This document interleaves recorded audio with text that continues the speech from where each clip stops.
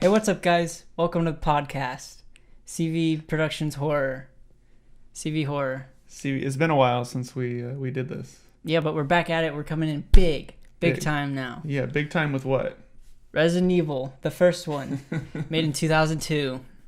And you're hyped about this one. I'm hyped about it because I love the game series. Yeah. And because I love the movies franchise as well. Because of how bad and ridiculous it is. And I've never played any of the games, which I know is like a huge sin for horror movie fans. Yeah. They kind of go hand in hand. The games are very scary. Yeah. Some of them are just... You caught a couple Shoot. jump scares from these games? Yeah? Yeah. Yeah, I do. The movie didn't get me at all. I don't think I was scared once. Not at all. There was one small scary point. The laser room? No. The Event Horizon, like all of a sudden the girl's like hits the glass. Yeah. I say Event Horizon because I think he uses that type of jump scare a lot in that movie. He does. He directed Event Horizon. So Yeah. Well, of course. So, I think we're getting a little ahead of ourselves. let's get into the overview. So first, before we get into the overview, real quick, this podcast is not for people who have never seen the movie. This podcast is for people who have seen the movie and just want to enjoy a discussion with us. Yeah, it's just a discussion really. Yeah. About the movie. So we'll kick it off. Lots of spoilers too. The movie came out in 2012, so hopefully you've seen it by now. 2002. 2002, not 12. Inserted a one there. 10 years. But... Yep. March 15, 2002. Paul W.S. Anderson is the director. He did Mortal Kombat. You already mentioned Event Horizon and Alien vs. Predator. Those are three notable movies I found. Mortal Kombat has a very soft spot in my heart. I remember seeing that when it first got released into theaters when I was a kid. And when I got out, I was pretty sure that was the greatest movie that I was ever going to see in my life. Right. And I still watch it maybe like once every other year or so, just as kind of a guilty pleasure. And you know what's the same between all those movies? Is they're all bad movies, Yes. but they make money. They make money. They do, and I'm wondering if they're having the same phenomenon as like Aquaman. So Yeah. Aquaman makes money, and I think it does because it translates along a lot of different cultures. Action translates, simple dialogue translates. I think it makes it easy. We could see that with this movie. It made $40 million in the U.S., but $63 million in foreign markets. Throughout this whole Resident Evil movie franchise, they constantly make more money each movie. Yeah. And it's because overseas is just so big with Resident Evil. Yeah. Yeah. It's crazy to see, actually. That happens a lot with these types of movies. I wonder how much Mortal Kombat made overseas, too. Yeah. It might have made a lot of money. Probably. So there was a lot of writing attempts with this movie. Mm-hmm. So the first writing attempt was by Alan B. McLaury. His first movie was Halloween 4. Yep. Popular franchise on this podcast. Yeah. We tried 2 and 3. We did 3 and then moved on from that. We didn't even do 3. Oh, wait, we did. We did? We did No, the we first one, remake of the first one, and 2. Yeah. Not 3. Oh, we didn't do the third one. We did 3 of them. We did 3 of them. He also worked on Spawn. And he did all of the Wrong Turn movies. I know we've seen those pop up in some of our... on HBO now. Yeah, we wanted to watch them, and there's like 6 of them or something. Yeah, like and that. they'll have like 2, 3, and 6, and that's it. He wrote a script in 1997. In 1998, there was an even article in PlayStation Magazine promoting his movie. Yeah. And then it was canceled. Ooh. And then it went to... Do you know this? Can you guess this? I don't. George A. Romero. Ooh. Dude, if George A. Romero got his hands on Resident Evil, what would we have gotten? I think we would have gotten something way more creepy, a little bit more artsy. I think it would have all around been a more... It would have been likable in a very different way. Yeah. This is likable in a guilty pleasure way. Mm-hmm. I think that would have been likable as this is actually a pretty decent horror movie. Yeah. Well, towards the end of his career, and this is a little off track, but his movies declined. Yeah. So it's really up in the air, but I mean, I hope it would be good. Yeah, I think it would definitely be a different point of view. He wrote several drafts for Resident Evil. George A.R. Romero did.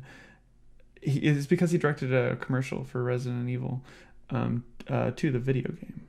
Oh yeah. And he was asked to write a script because he did the commercial. Was the commercial live action? I don't know. I didn't look it up. I should have looked that up. Yeah, because there was a live action commercial for the first Resident Evil game, and it's very cringy and cheesy, just like the game.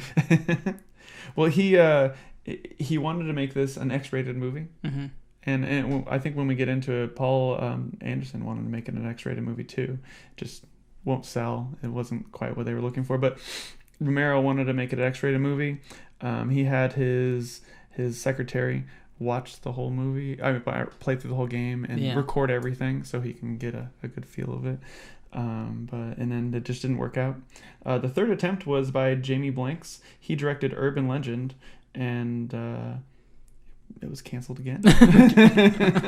So nobody was really able to do this. But Anderson, since he did Mortal Kombat, he was kind of known in the industry. It was this kind of cheesy, like successful video game movie. So they thought very overseas based too. Yeah, and they thought this is the guy that can do video game movies. Mm-hmm. And he also wrote a script called Undead. It was a complete ripoff of Resident Evil, but the idea was he wanted to make Resident Evil. If it didn't get accepted, he was going to make that movie anyways and just call it Undead. So it was going to get made anyways. I wonder if Undead would have been any better. I don't. It probably would have been the same if Mila Jovovich was in it. She would have been in it too. Cause that's his wife. Yeah. Well, they met during the set. Oh, they did. Yeah. This was the first time that they met, and they hit it off and been together since. I think I read they had a little on and off period for a short bit. I'm not going to get into that because I didn't really care. Was it during the filming of more movies? Yeah, I'm gonna hypothesize it was between 5 and 6. There was some dirt they were going through there. A little bit of dirt. Yeah. Is it because the 5th one's not that good? Yeah, it's absolutely what happened. That's why the 6th one's so random. Yeah, exactly. Oh. It was all of this. No, I have no idea. Screenwriter Alex Garland created a Resident Evil game series as a primary influence. He was influenced. He made 28 Days Later. Oh. Yeah, so he was definitely influenced. The score. So Marilyn Manson did most of the score, but there were some other oddballs that we saw. Clint Mansell. He did a lot of Aronofsky films. He did Black Swan, The Wrestler, Pi, Requiem for a Dream. So he's a very well-known composer who writes amazing scores, and he was involved in this movie. I couldn't figure out exactly how much. Everything kind of leads to Marilyn Manson, but I think they all work together. And then there was another guy who was on it, Marco Beltrami. He did the Scream series. He did H2O, Logan, A Quiet Place. So he had worked on a lot of stuff. Marilyn Manson is kind of a weird choice too for the music. His big money makers came out in 1998. Yeah. So, I mean, we're talking 4 years later. They're like, let's get that guy. Yeah, I don't think the music is terribly bad though. I don't think he ruined the movie at all by implementing the music. Oh, absolutely not. I think he's fine. I think the music is exactly perfect for this movie. I think it's fine. And I'm not saying like it's bad. I just think it fits really well. We want some guitar that's kind of heavy. We want some cool beats. I think he said in one interview this was the most electronic score that he's ever done before. So, but I think it fit really well. Another, and because I'm a huge Nine Inch Nails fan, there are 2 Nine Inch Nails clips on the scene where she is kicking the dog in the face. Yeah. There's like this drum sequence, and then there's a little bit of some synth guitar in there as well. That's from the album Fixed. I'm not going to mention the track because it is bleepable on this podcast. Bleepable. But what's interesting is that came out in 1992, that remix. So then we're talking an additional 10 years. Yeah. And he chose to include that 10 years later. And just that snippet 10 years later. Yeah, just that little snippet. Marilyn Manson and Trent Reznor worked together quite a bit. Well, they did at that time. So I don't think it's completely unusual, but it is an older track to include in there. I think it fit that scene fine. Oh, yeah. That was like one of the best scenes just because it was so ridiculous. It was way over the top. Yeah. She learned I can ninja kick off of walls. Great. So cool. I want to talk a little bit about the cast. I'm only going to hit up on Mila and Michelle. Yeah. But Mila Jovovich, we mentioned she was married to W.S. Anderson. She was also in Return of the Blue Lagoon. I remember that when I was a kid. I remember thinking that was one of the first hot girls when I was a kid that I could remember when that movie came out. Dazed and Confused, Fifth Element, of course. Yeah. That's where I know her most from. Mm-hmm. I can't mention how much I love that sci-fi movie. It's so like fun and good and ridiculous at the same time. She is in the 2019 Hellboy that's coming out this year. Oh dang! Yep. She's starting a new franchise. Yeah. She's gonna marry Hellboy. I hope so. Yeah. You know, honestly, I feel bad. I don't know enough about Hellboy. I don't either. I think I've seen the first movie and bits of the second. I know the bits of the second look beautiful, but I don't really know much about the story or anything. And it's supposed to be good. Yeah, I don't know. She's also going to be in the 2020 Monster Hunter. Oh yeah, because that's coming out. Yeah, and Monster Hunter will be a big deal. Yeah, that's another video game movie. Yeah, I think that'll do well. It has a huge following. Mm-hmm. And it's also directed by Anderson. Yeah, absolutely. So Yeah. that'll be something. That guy does video game movies. We're doing it. The role of Alice was originally offered to Gwyneth Paltrow. Mm-hmm. And I do want to mention her character's name is Alice in this movie. They not once do they call her Alice in this entire movie. Mm-hmm. It's only in the credits. Yeah. Which is kind of interesting. I heard that Anderson wanted to do that on purpose. I don't know if he did, but he said I did that on purpose because she's going through amnesia and I want the audience to live through this amnesia the same that she is. Or he just realized at the end that they didn't say it. And Very then possible. he's just like, yeah, I was meant to do it.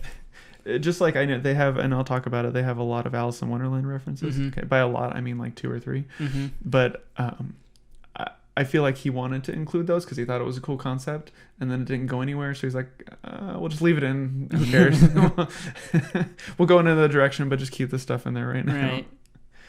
Right. So it was the Alice role was originally offered to Gwyneth Paltrow. Right. I can't imagine what type of film this would be with Gwyneth Paltrow. That would have been weird. Yeah. I don't see her as an action star. Isn't she really tall? She's tall and she's kind of like, well, I mean, Mila Jovovich is kind of tall and like they're both models. Well, and I don't think Gwyneth Paltrow was a model; she was an actress. But Mila Jovovich, I believe, was a model at one point. Right. I don't know. Some reason she just does an action so well. I don't really know how that fits. I get you need the right director, right choreographer, and blah, blah, blah. But Gwyneth Paltrow was in all these romances before this, so why would anybody think that she would be suitable for a movie like this? Well, she turned it down. Yeah, because maybe she knew. And maybe she's like, nah, I'm not doing that. There's like no way. Mila Jovovich did all of her own stunts, with the exception of there was this one stunt where she's jumping across onto a sewer pipe. Yeah. She didn't do that one. They thought that was too dangerous for her, so call a stunt guy. Let that person get hurt. Michelle Rodriguez, obviously Fast and the Furious, Mm-hmm. Avatar. First time I saw her was Lost, and which is a whole nother discussion. She's in Alita coming up. Yeah. I don't know what role she has in it, honestly. I don't remember seeing her in the previews. I haven't either. I just see big eyes. Yeah. Well, I'm excited to see her in it. She is a huge fan of the Resident Evil movies. Or video games, sorry. Yeah. She played the video games a lot, apparently, and she told her her agent, if there's ever a Resident Evil movie, a linking of it, I want in on it. And apparently that's how she got in on this. Yeah. Do you think that, because I don't know if you know, but they're rebooting the franchise. And Yeah, it's I going heard to about be that. it's going to be Netflix original, and it's going to be a TV show. Straight to Netflix. Yeah, TV show. Okay. Do you think that Michelle Rodriguez is going to hop on that?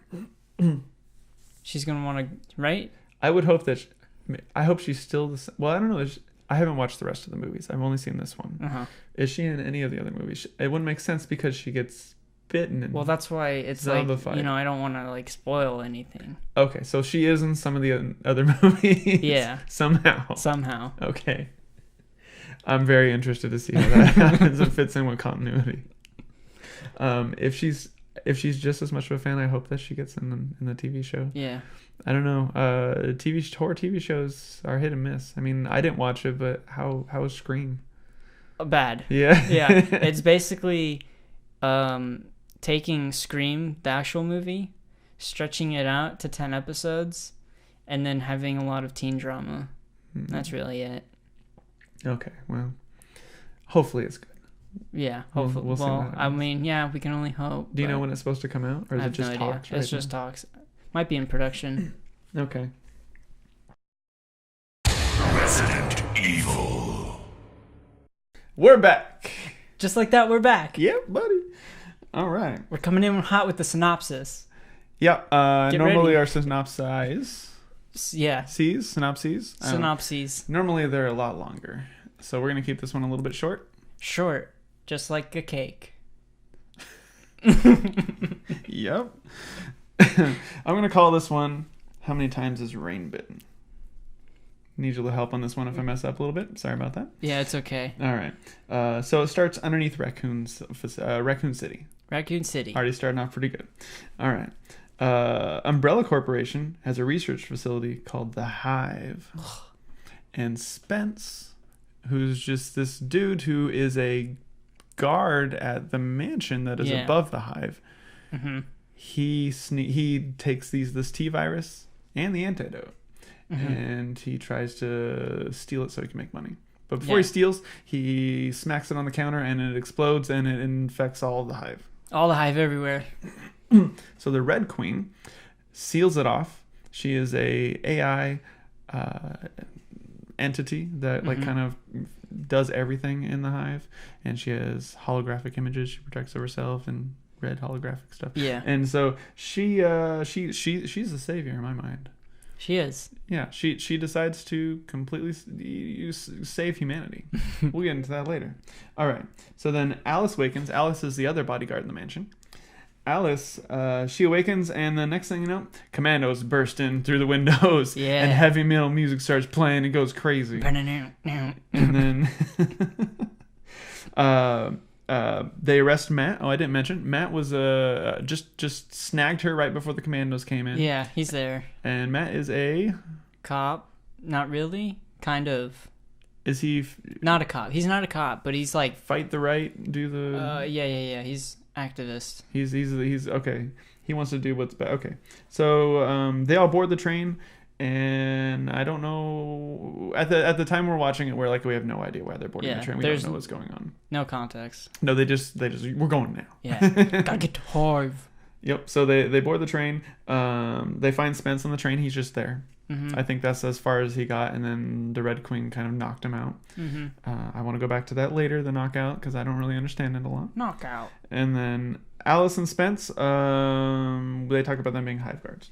Okay. Next thing I'm here, we have the laser defense scene. Laser defense scene is like the best scene. It is. They went through a lot of design for special effects. we saw in like the special features. Yeah. How much effort they actually put into that scene. Like a lot. And then there's this part where they the main commando guy, like their leader, when he dies, they set up all of these cubes, and you can only see them fall apart, like most of it in the reflection of the wall. Yeah. They set all of that up just for the reflection of the wall shot, which I thought was cool and kind of like, oh man, that's like a lot of effort for like 1 second. Little sad. Yeah. All right. So they disable the Red Queen, and they need to do this. Why? Yeah, because they gotta blow it up. I don't even remember why. They just got to do it. I think they're like, we need to investigate, quarantine, shut everything down, do everything. I don't know. And the Red Queen just killed everybody. We need to shut her down. Yeah, so maybe they think that the Red Queen has just gone viral. Or not viral, but gone rogue. Gone rogue and just killed everybody. Maybe they just don't know what's going on. Yeah. But regardless, they got to shut her down, so they shut her down. And then what happens when they shut her down? You're all going to die down here. All the zombies get let loose. And liquors. And liquor. Well, they don't get one loose. Liquor. That's from the gunfight. Yeah. But they get loose. Next thing that happens, Rain gets bitten. Rain gets bitten. That's number 1. And number 1. Ding. We find out Matt's sister, Lisa, infiltrated Umbrella to smuggle out evidence from all the illegal experiments. Alice is involved with that, and Alice was Lisa's contact. Yeah. And then what happens? Rain gets bitten twice Rain gets more. bitten. Number 2. 3. She gets bitten twice more Number in like 3. one bottle. And then they find out they have an hour left to get out. So they said, well, we don't know how to get out. We're stuck. Reactivate the Red Queen. Reactivate her. Yep. So they reactivate her to find an escape. And then what happens? Rain gets bitten twice more. Ding ding. That's another 2 times. That's for 5. 5. Incalculable. Incalculable. Alice decides she needs to go to the antivirus to save people who have been bitten. Yeah, she sees something. She like has a flashback. She has like a real life flashback, like she's hallucinating. But I don't understand it really, because I don't know if she's actually ever been down there. Sure, I mean she's Umbrella Corp, so maybe. Yeah, maybe, maybe not. Who knows? So Alice goes for the antivirus, but it's missing. Spence remembers he hid it on the train. They have a falling out. They eventually just go out and get on the train. But in the middle of one of the gunfights towards the beginning, the Licker breaks out. So the Licker's been roaming around here. Yeah, he wasn't important until now. And then he starts attacking him. So they get to the train where they started. And then Rain has been bitten 5 times. Other characters in this movie have been bitten once, and they've all turned to zombies. Rain has been bitten 5 times, and she is like fine. She's struggling a little bit. She limps. She I don't know why she limps. She's like not bitten on the leg or anything. They've been running.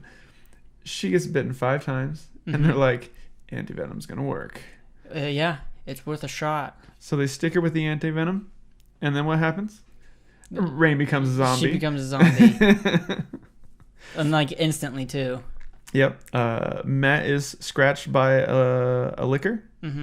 And Alice and Matt kill the Licker and Rain at the same time through the trapdoor. The trapdoor thing that exists on the train. Yep. I don't get it. And then he just bursts into flames. Yeah. The friction's too much. Yeah.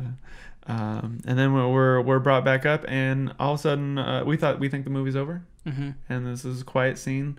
Alice is about to give Matt the antivirus, and then Umbrella Corp comes in. All these scientists just like flood the area, and then epic music comes back. And Matt and Alice are getting taken away. Matt's put in the Nemesis program. My point of view, I have no idea what that is. I don't know what's going on. And then Alice awakens some undetermined time later, and she has all these wires in her, unplugs them all. She's naked again, just like at the beginning of the movie. Yeah, and it gets really close when she's in the little cloth. It gets really close. And then she wakes up she's in the raccoon hospital. She has no memory again, and the city's in ruins. When she goes back up, she grabs a shotgun, cocks it. She's ready to go fight. So cool. Yep. That's it. That's the movie. All right, guys. No, I'm just kidding. So there's a couple things I know I wanted to talk about a little bit. Let's see. Do we want to talk a little bit more about the laser defense system? It was your favorite just part. So cool. I don't know. I've seen that part so many times. Whenever I think of the movie, I think of that part. And it's just, I don't know. It's so unexpected. It is the most iconic part of the movie because there is no other defense system really besides gas and that super defended laser hallway. It's just the one hallway. Yeah. No other guns, no other lasers throughout the whole the hive. It's just that hallway. Yeah. And I like how the lasers are so unfair too. Like it starts off as just like a regular laser. Yeah. And it doesn't it slides up. Yeah. And it jukes them out. Yeah. It's like we're going here. No, we're going up here. And then it comes back. and then it keeps getting higher, and he does that crazy move where he goes up. That's some muscles. Yeah, that's he some grabs muscles. onto the ceiling and he pushes himself against the ceiling, so he's like Yeah. parallel with the ceiling. It's just his upper body. That's monster. That I like is. that. And then I love how, like, the lasers, they could have just done this from the start. it goes in little hexes and then just kills him. I mean, it could be Alice just messing with him. Alice. Not Alice, sorry. The Red Queen just messing with him. Mm-hmm. I mean, they did mention that the Red Queen was the Hive's creator's daughter. Mm-hmm. So maybe she has some type of childish personality as well. I don't really know if that continues on in any of their games or movies. Yeah. Okay. There's a lot of... The 6th movie tries to throw back a lot to this movie, and it's weird. Okay, I'm excited for that. I just thought of this, but listening to your whole synopsis, think about it, right? It's the Hive, Mm-hmm. and it's swarmed by the T-virus. Mm-hmm. It's bees, it's swarmed. Yeah. And then it's run by the Red Queen. Dude, So you're thinking bees. bees all over all the this way. movie. Okay. Yeah. It's a bee movie. It's a bee movie. I solved it. It was a bee movie the whole time. And Dylan out. I also want to talk about the them getting knocked out. Mm-hmm. I don't really get it. The toxins, the gas. At the beginning of the movie, Red Queen kills everybody with gas and stuff. Right. Well, not just gas. There's one place that's flooded, but not completely. It gets all the way flooded though. Yeah. Wait, does it? Wait, It doesn't get all the way flooded because they go back in there. And yeah, it's but not flooded. the girl. That was like a tank. Was it like a tank? There was a bunch of tanks in that area.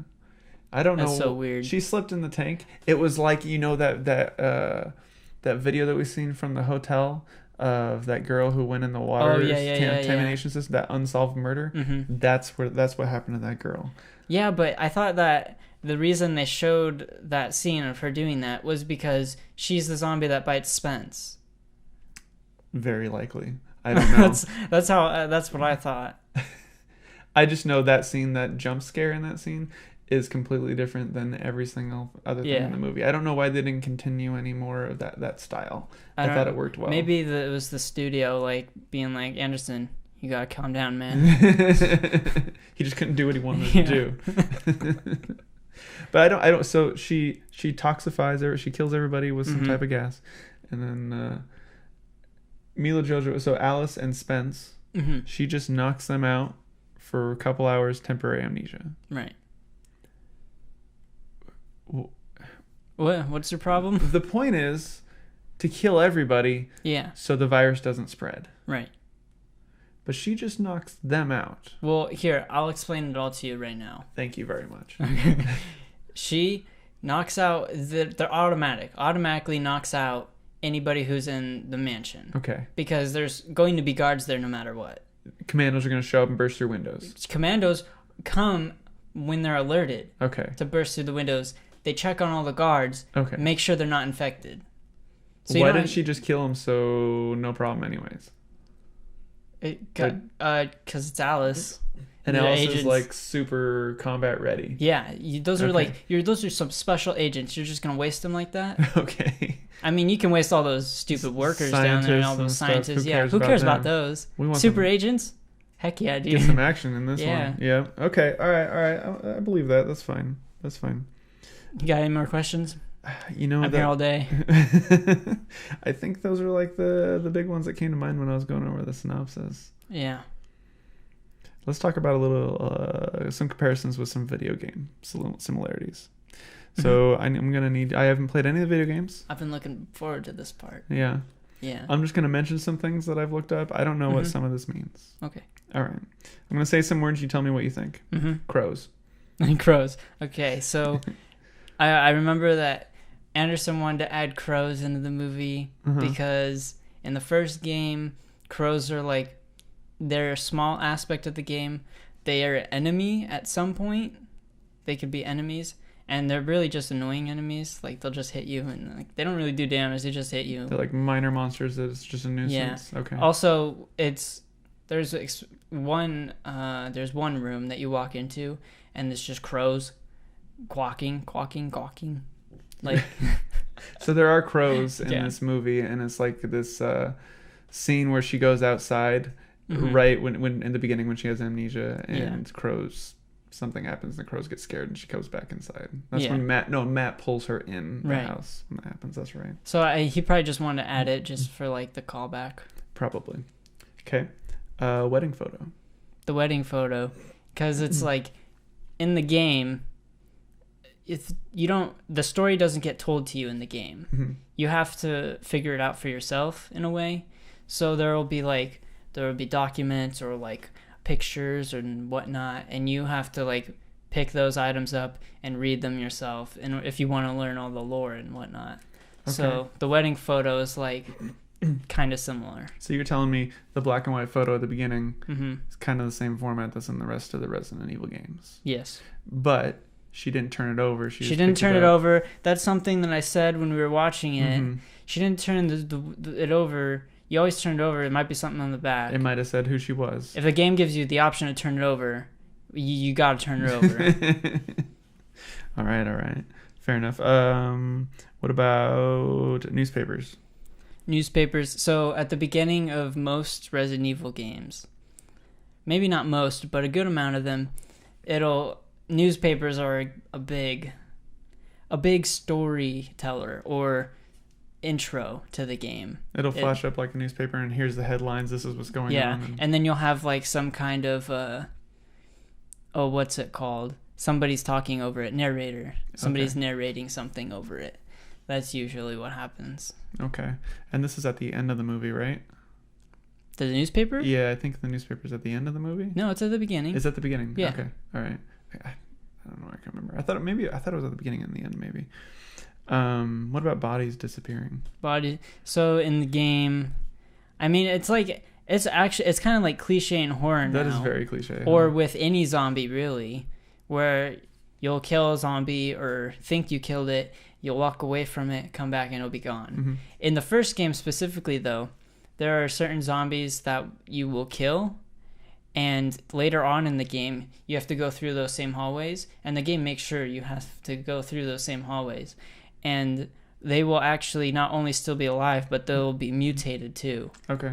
And they're stronger, and they'll attack you. Does the game ever have you killed somebody or somebody died and they're in a hallway, and you go into another room and you come back to that hallway and now the dead body's gone? Yeah. Okay. That's the thing. Okay. It's happened.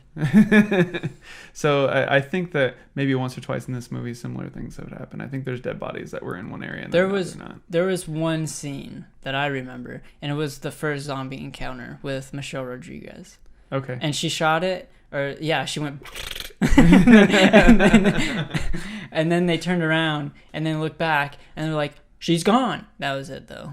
Yeah, she gets all Rambo on that for a second. She does. she's kind of a badass in this movie. Yeah. I like it. Yeah. She is in most of the movies that she's in, isn't she? That's Yeah, kind she of her is, yeah. her typecast role. Yeah, I'd say so. Yeah. All right. What about door openings? So Anderson, we watched the special features in the movie, and Anderson said that he wanted to have a lot of door opening shots because in the first game and in the second original game, when you go to a door, it gives you a load screen, but it's like a hidden load screen because it doesn't say loading or anything like that. It's just loading the game because the door is actually opening. Okay. And it goes to its own separate screen, and it's all black, and you just see the door, and it'll open. And he said that he wanted to add a lot of door shots because in the game, when you open a door like that, it kind of hypes you up because you don't know what's going to be in the room, and it could be anything. Sure. Yeah. Which kind of makes sense. But I didn't really see a lot of door opening shots, or he didn't make it feel like it was supposed to be intense or something. Was there at one point where like an elevator opened and there was a whole bunch of zombies in there that wasn't expected? Yeah. So that, I guess, is like one of those surprise door openings where they thought they were escaping. Yeah. But there weren't a lot of those types of things, maybe. No, there wasn't. I I don't like how he didn't add a lot of horror aspects of it. Mm-hmm. He focused more on the action, which is like the same thing that the game started to do, and it was like not good. Yeah. I don't know. I think overall he did a good job with trying to emulate a game, Mm-hmm. but I think that there was a lot of action added into it. And I agree with you. I think that it could have had more horror aspect to it. I know the games they're way more horror oriented. They are. Okay. Well, the beginning games are way more, and 7, 5, and 6 are far off. Different story. Well, yeah. Well, speaking of how well it's filmed, he has a lot of top angles. He does. Yeah, he tries with his angles, you know. Yeah. Which makes sense because was it the first Resident Evil doesn't have a lot of top angles? Too? Oh yeah, first, second, and third are all angle based, or they're forced perspective. So you're moving your character around, but you can't move the camera, and it makes for a scary gameplay. And it's very unexpected because you can't see directly in front of you and stuff like that. So, and this one's based off of the first and the second one. Mm-hmm. First one came out in 96. The second one came out in 98. Yeah. There was another interesting thing that happened with this one. They released the remake shortly after. I think maybe that's somewhere else here, but they released the remake shortly after the movie. Mm-hmm. I think the movie came out on March 15th, and the remake came out like a week later or something like that. Definitely planned. Oh yeah. It was the first game remake for the GameCube. I'm pretty sure. Okay. I didn't even know they had them for the GameCube. Yeah. Wow. I don't know why it just seems like something Nintendo wouldn't have. I don't know why. Yeah, Nintendo is Resident Evil is the weird case where it's on like every console for some reason. It's popular. Let's see. What else do I have? Bodies just bring. The mansion is a kind of an iconic thing too. Mansion right? is very iconic because that is the location of the first game. Yeah, the first one doesn't even have going to the hive or anything. There isn't a hive in the. There is a laboratory, but it's not like it's underground and it's a laboratory, but it's not like a big hive or anything. In Resident Evil 2, there's something similar called the Nest, so they obviously grabbed that probably. Mm-hmm. But I'd say it's probably not as big as they make the hive seem it was. But it's definitely a huge underground facility. Okay. That's kind of similar. And you use a tram to get there. So I don't understand why they have... Maybe this was something I should have brought up earlier. The mansion is this disguised building that is the entrance to the hive. Right. Now, why don't they just have like a bush that's like the entrance? Why do they need to have a gigantic mansion that has for that two people that live in this mansion and they're guards for this one door inside of the mansion? I'd say it's just because who's going to go adventure inside of a big mansion as opposed to a bush, you know? Actually, everybody. But you don't know because some random homeless guy could come along and sleep on the bush and fall down the hole. Just like Alice. We'll get into that. I mean, I don't know. I mean, like homeless people are doing that stuff. But I do think that a mansion is a perfect place for a horror setting. And so if you're going to make a movie like that, I mean, that Black Mirror did it as well. Mm-hmm. And I don't know how much of that episode of Black Mirror is pulled from like Resident Evil type games. Yeah. Was it Playtest, I think, is the episode? Yeah. Yeah. That's actually kind of similar to Resident Evil, I'd say, because they have in that episode they have a lot of like random monsters and stuff show up. Yeah, and it definitely it's a mansion and it has like this kind of first person perspective. Yeah, it probably is adapted from something like that. The last thing I have from video game similarities is I think there's like 2 eye shots, like up close eye shots, and those are in the game too, right? Or are there any eye shots in the game? There will be like in a cutscene maybe where you'll get like a close zoom into the face or something like that. That's really all I can think of, though. Okay. There's one thing I want to mention about the lickers. Mm-hmm. In the movie, I don't really understand how they work. So in the game, you know how I told you the zombies will mutate after time? Mm-hmm. Well, eventually, they will turn into a licker.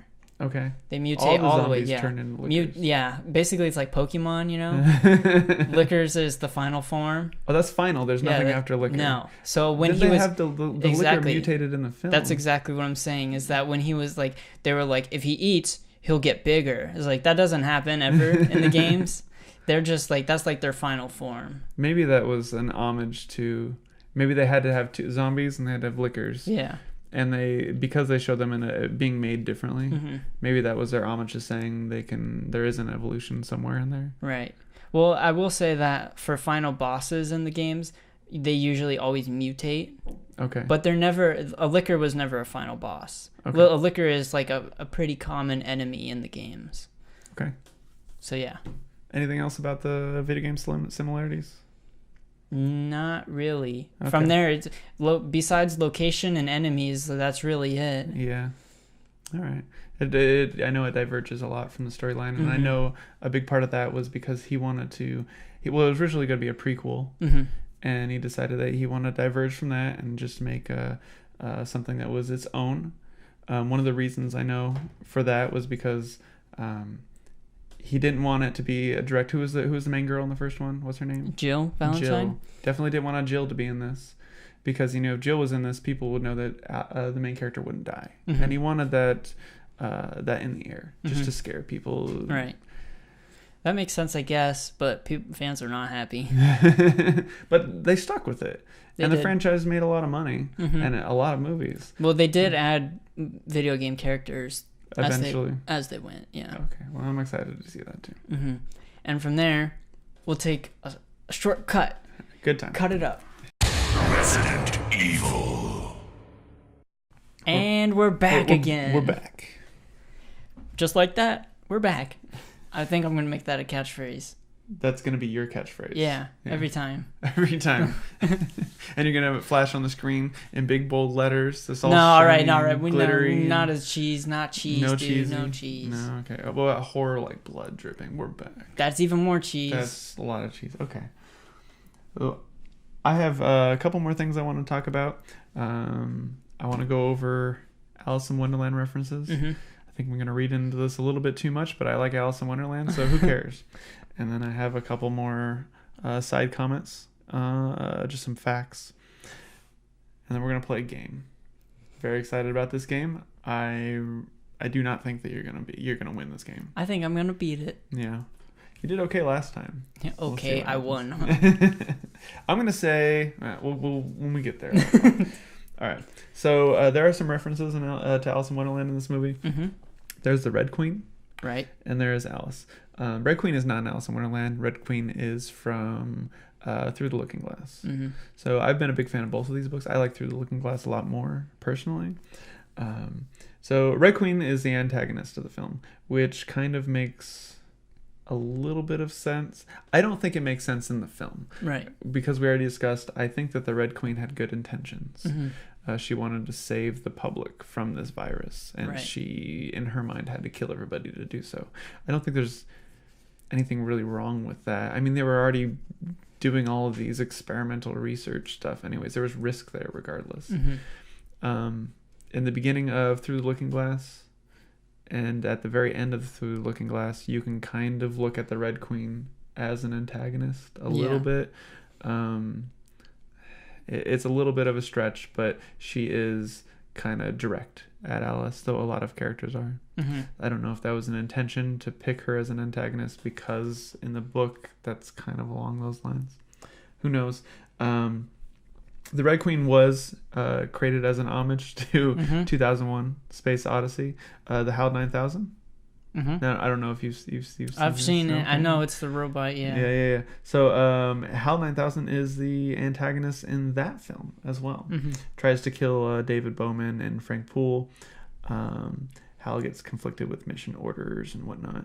And he gets inflicted with the xenophobic fact that alien life exists. That was one of the things in the movie. Not in the movie 2001, but actually in the book, they had test cased what if alien life existed on other planets, and a lot of people had kind of these breakdowns. So they gave this secret to the computer when they were going off to Jupiter, I believe, to go see the monolith that was there. The HAL 9000 knew the real intention, but the two crewmen there, Bowman and Poole, at least the ones that were awake at the time, those two men, they had no idea what the original intentions were. Hal got infected by this. Aliens are real. I'm freaking out. That's one theory. with it. Again, I don't know why I'm saying all this because I don't think it relates to the film at all. Hal plays chess with Frank Poole. The Red Queen is a chess piece. Oh, nice. So there's another connection there. You're making the connections. Doesn't really mean anything. Red Queen is created by the head programmer for Umbrella Corporation. We mentioned monitors the hive, kills everybody, gives Alice amnesia, and that's about it. I can't really find anything else that the Red Queen could be connected to. I mean, through the Looking Glass, the Red Queen at the very beginning is a little bit of an antagonist. Kind of tells Alice this is what's going on, pulls her through the I think the first like 2 or 3 boxes of the chessboard, and then she's at the very end, and Alice shakes her, and comes awake as I think she turns into her cat Dinah. I mean, do you see any correlation in any of this other than they're just named Red Queen? They're both antagonists in a somewhat sense. No, Through the Looking Glass is crazy though. Have you never read it? No. Oh, you should read it. Yeah, it sounds crazy. Yeah, that's the one with Jabberwocky and all this stuff. So every literature major thinks that they're clever because they use the passwords Jabberwocky. Yeah. I think that's from Social Network. All right. Alice is the protagonist. Alice in Wonderland Through the Looking Glass is the program. Yeah, they're all the protagonists. Fits perfectly.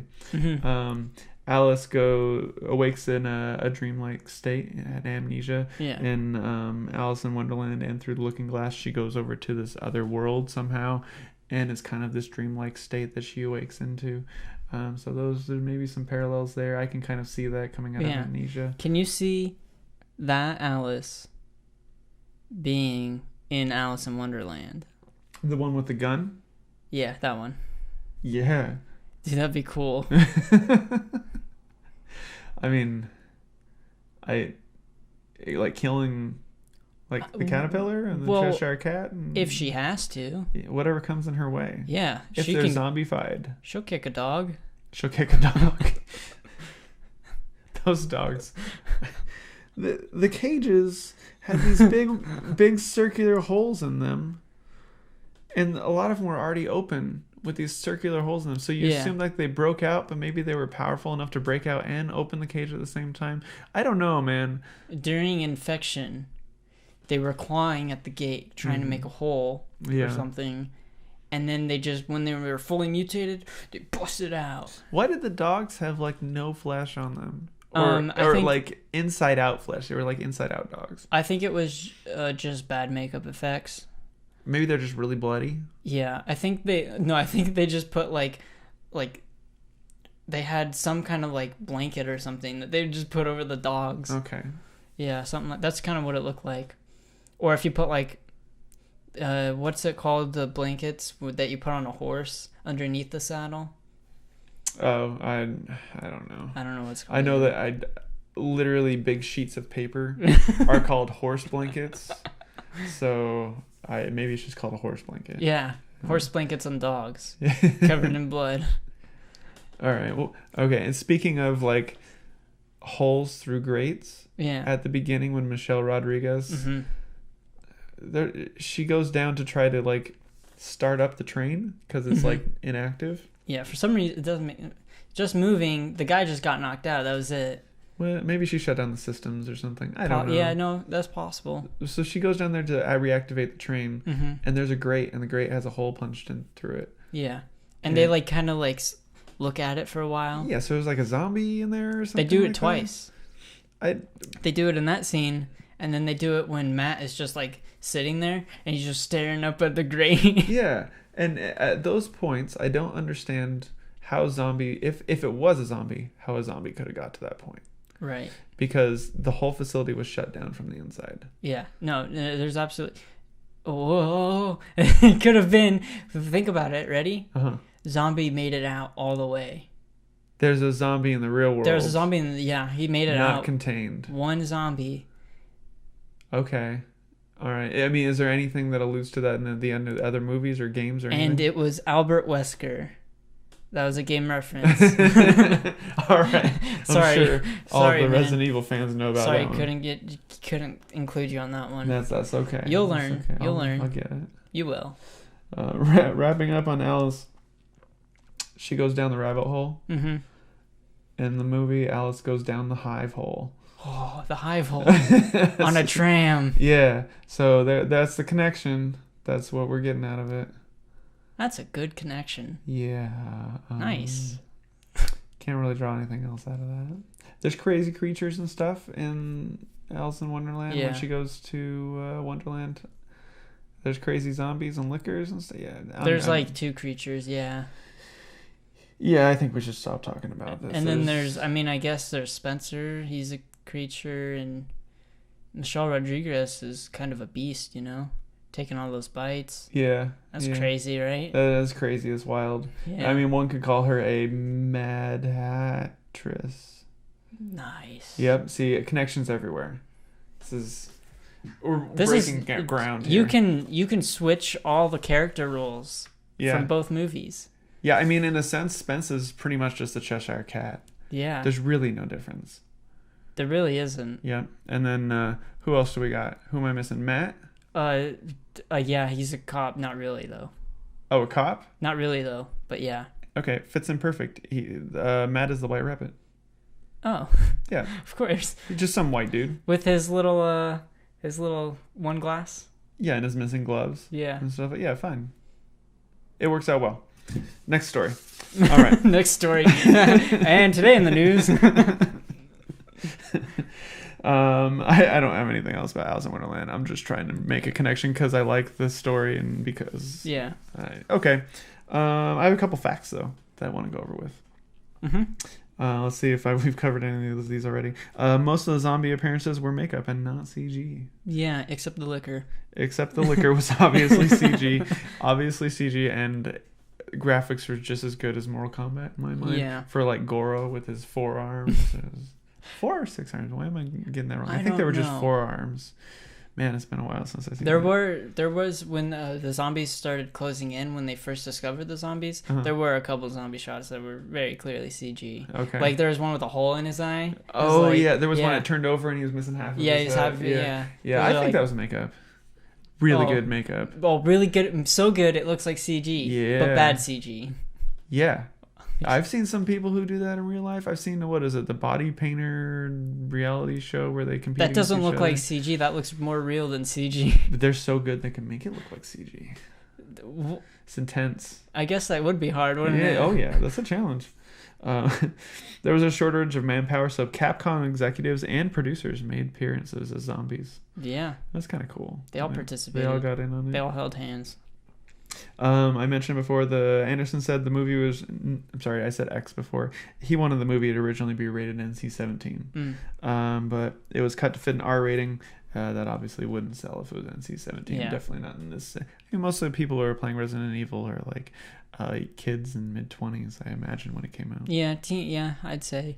Also, I don't know why even this is an R movie. It could be PG-13. There was a half-second where you see some side boob from There's Mila some side Jovovich. boob, and was there an F-bomb? I don't even know. I don't even I remember. mean, I don't think the violence is that graphic. To be It's honest not. with It's you. definitely not. I mean, they get bit. But that's in every zombie. I mean, The Walking Dead, they get bit. That's not. That's Yeah. TV 14 or whatever, or maybe it's MA 17. Things have changed since 2002 as well. Yeah, I feel like if it was released today, it could very easily pass for PG-13. Without the nudity, I don't think Well, I've it ever was seen just- a PG-13. It was just side boob though. Like you barely, and you saw it for like a millisecond. I don't think I've ever seen a PG-13 movie that even had side boob in it. Well, I'm sure that Nipple. I don't think Yeah. I've seen that before. You've never That's seen- a big deal. yeah. In a PG-13 movie, I never had like I don't know. It was Santa Claus 4, and then, like out of nowhere. Well, I think they would have, if that was like the only thing that was stopping them from PG-13, I think they would have taken it. I think that They would have changed it it. definitely could have been easily edited out. Mhm. Yeah. It wasn't necessary in the movie. I don't know why they added No, it there. both parts. Yeah. Where she's just randomly naked. I don't. Let's see. Sony gave fans a chance to design the film's poster. There was a cash prize, an undisclosed cash prize. I couldn't figure out exactly how much it was. And they got a free screening of the film, and somebody won. So the poster, which is, I believe, similar to that, very similar to this. It's just, this is like a zoomed in, enhanced And picture. I think actually in the actual poster, I want to say the gun is like slanting down a little bit more, or something like that. But it's pretty close. So a fan of the games won, and I think that person I don't know if they were already doing something, but I know they ended up doing more art for video games and things like that as well. That's cool. That was very cool. I mentioned it was originally meant to be a prequel. It was originally titled Resident Evil Ground Zero, and then 9/11 happened in 2001. So when they were actually, after they were getting done with Final Cuts and everything like that, they decided to rename it. It wasn't appropriate. Yeah, that's a little similar to Donnie Darko. This is off track. A little similar to Donnie Darko though, because they had their all their fonts were like Arabic fonts. Okay. And they're like, I don't know, we're coming out like a week right after. Probably not a good idea. I wonder, and I know that the movie was supposed to be different when it was called Ground Zero, but I don't know how different. I didn't read into that, so who knows what we would have got. Maybe like undead different. Maybe. You mean his undead script? Yeah. It could be. See, the laser hallway that we mentioned was such an iconic thing in the movie. It ended up making it into the video games in Resident Evil 4. In the fourth one, yeah. I remember that. I remember calling it, because I had seen the movie before playing 4, and I was like, it's from the movie! And it actually is from the movie. This is James Cameron's favorite guilty pleasure. Yeah. Is his favorite movie guilty pleasure. What a guy. I know. And then I read an interview. They asked him why it's your guilty pleasure, and he's like, I don't know how to explain that. It's my guilty pleasure. It's a guilty pleasure. He's guilty, but it's also pleasures him. And another connection, we have Michelle Rodriguez in Avatar, and James Cameron directed Avatar. Whoa! And what are the chances? This is his favorite. Yeah, all over the place. Do you think James Cameron watched this movie and was like, Michelle Rodriguez, you're gonna be in my movie now? When did Avatar come out? 2007 or 8. Yeah, absolutely, 100%. I think he saw her and was like, "That's my girl." Yeah.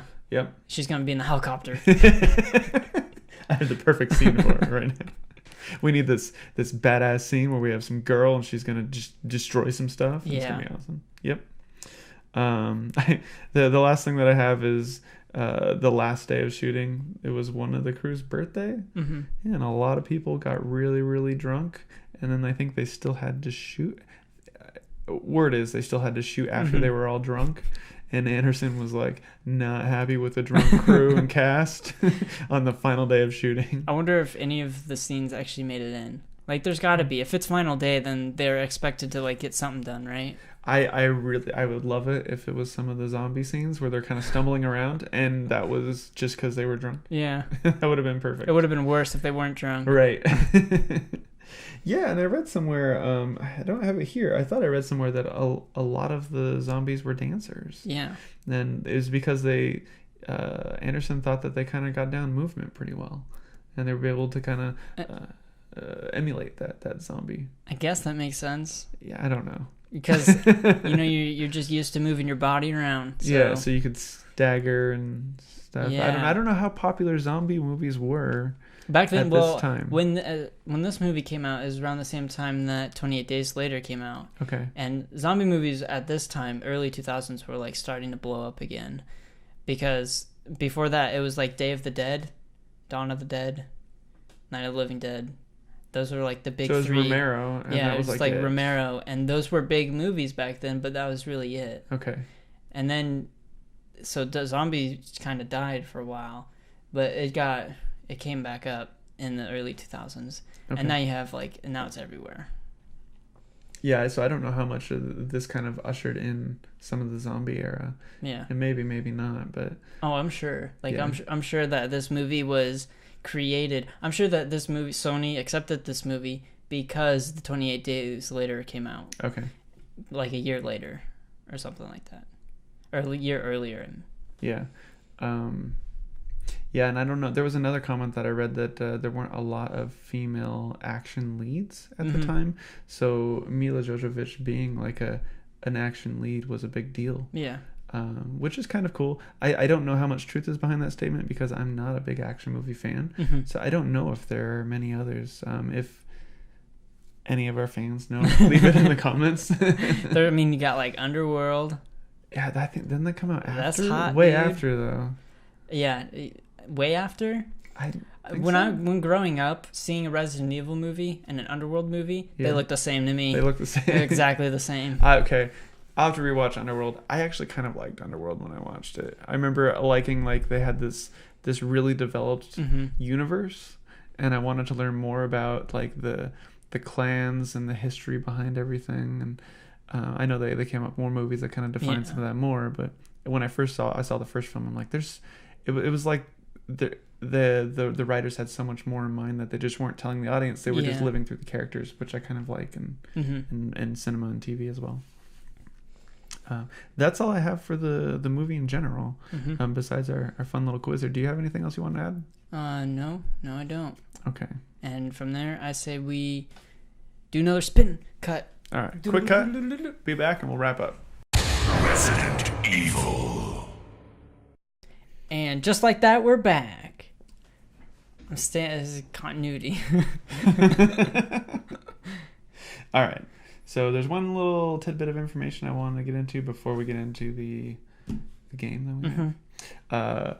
I didn't mention that all of the scientists and whatnot in the beginning of the movie, before they die in the hive, they all have names like Mr. Black, Mrs. Black, Mr. Gray, Mrs. Gray, things like that. They're all like colors. Yeah. I think they might also all be monochromatic colors. I'm not really sure. So when I mention a quote and I say who gave that quote, it might be somebody in the hive called Mr. Black or Mrs. Black or something like that. Okay. If I'm saying the quotes from that scene, just so you know. Cool. Also, I don't know when Reservoir Dogs came out. Maybe a it reference came out to before, Yeah, so maybe this is referencing that. They don't at all say it in the actual movie. It's just in the credits when they're referencing people. Isn't there like 200 to 300 people down in the hive? And they all had names of colors. It was like and everybody wants to be Mr. Black. Mr. Magenta and Miss Cyan. Getting weird colors. My favorite color when I was a kid was red orange. Oh, that guy's so cool. He's got two colors. It does. Mr. Red Orange. Yeah. Now I'd probably go emo black. Yeah. That's a color too. Emo black. Oh yeah. It's like a kind of like a not midnight black, but it's pretty dark black. Dark. The black one, it makes you feel sad. Yeah. Yeah. Okay. So I don't know. Should I say if you get 4 out of 5, then you pass this one? What? Okay. Sure. No. That's fine. You think you could do that? I don't care. Yeah. All right. So we can tell everybody else this game is this quote from Alice in Wonderland? And I'm going to say Alice in Wonderland, the Disney movie, or is it from Resident Evil? It should be cake, dude. Should be cake. Yeah. All right. So our first quote is that supposed to happen? Does Gray say this to Black when they are trapped in the elevator and the lights go out? Or does Alice from Alice in Wonderland say this to the doorknob after she shrinks and when she drinks the bottle labeled "Drink Me"? I'm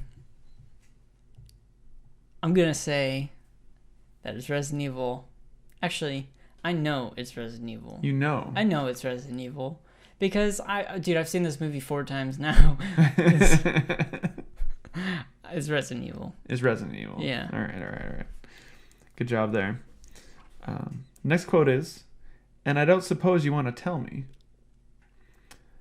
Does Resident Evil Alice, I have to specify Resident Evil Alice 1. Does Resident Evil Alice say this when she wants to know what creature is in the tank that just scared her? Or does Alice say this to the Cheshire Cat when she's trying to figure out which way to go when she comes to a fork in the road? I'll repeat the quote. And I don't suppose you want to tell me. When was out? When did Resident Evil, Alice say? She said this when she wants to know what creature is in the tank that just scared her. Creatures in the tank that just scared her? I don't even remember that scene. When she first sees the liquor. Is what I'm referencing. When they're trapped in the room? When they get to the room that has all like the tanks with the liquors in them. Oh, okay. And she walks up there, she kind of gets a little hypnotized. That's what I'm trying to reference. It's Resident Evil. It's Resident Evil? Yeah. Yeah, you're right. I knew it. All right. Next quote is, I know a way out. Does the Red Queen from Resident Evil say this to Alice and Matt when they are trying to escape the liquor and heading deeper into the hive? Or does the Queen of Hearts say this to Alice, taunting her when she finds her in the garden and Alice states she just wants to go home? We just lost a little screen here. Yeah, we lost a little screen there. I'm going to bring it back. There we go. Like it was nothing. Hey, what? Oh, what was it? What was the Alice in Wonderland one? Alice in Wonderland says, so the quote is, I know a way out. And does the Queen of Hearts say this to Alice, taunting her when she finds her in the garden and Alice states that she wants to go home? It's Resident Evil. That is indeed Resident Evil. Yeah. You're pretty good at this. I know. All right. I've seen it so many times. It's just in there. All right. Next one is, and you're here to kill the Queen? Does Alice say this when they are explaining to her what the situation is with the Hive and the Red Queen? Or does the Mad Hatter say this to Alice when she is on trial because the Mad Hatter's confused as to why he's there and a witness in the first place? I don't think I've actually ever watched Alice in Wonderland. Really? Yeah. So the setting is Alice is on trial for stealing tarts. Okay. And the Mad Hatter is a witness, but he didn't witness anything. So he's very confused. So he thinks that Alice is here to kill the Queen because he doesn't know what's going on. Because he thinks that the trial is for murder. Okay. Wait. Did you just like straight up tell me? I'm telling you, you want me to tell you the other scene to just be just as convincing? With the Resident Evil one? Yeah. All right, so the Resident Evil one is where they first get there and they're explaining to Alice what's going on with the Hive and the Red Queen and why they're trying to deactivate the Red Queen. And the quote is, are you going to kill the Red Queen? Are you going to kill the Queen? Technically, I'm sorry. Are you here to kill the Queen? Maybe that helps. I'm going to say that this is... See, I don't know about you. Because I feel like you could have easily just put all Resident Evil and to trick me. I could have. So I kind of want to say Resident Evil, but at the same time, I'm just confused because I don't remember hearing it exactly. You're here to kill a queen. Is it abbreviated? Like you are. And you are. So you apostrophe R-E. You're here to kill the queen. Here to kill the Queen. It's Resident Evil. Yeah, it's Resident Evil. Dude, I knew it, dude. All right.